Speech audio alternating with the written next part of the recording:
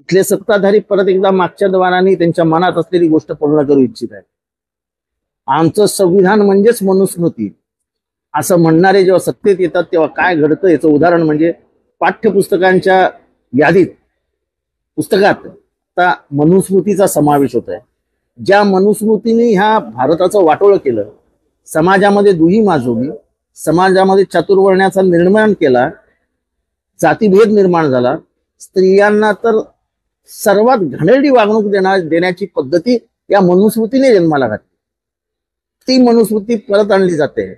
जे लोक 1950 साली म्हणाले की आम्हाला तुमचं संविधान मान्य नाही, आमचं संविधान म्हणे मनुस्मृती, तीच लोक आता परत एकदा मनुस्मृती आणण्याचा प्रयत्न करत आहेत आणि तुम्हाला आणि मला संविधान वाचवायचं आहे।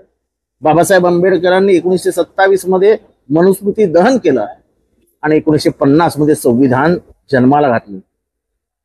आज मनुस्मृती येते, बहुजनांनो जागे व्हा, नाही तर 5000 वर्ष तुमच्या वाडवडिलांना जे भोगावं लागलं ते तुम्हाला आणि मला भोगावं लागेल।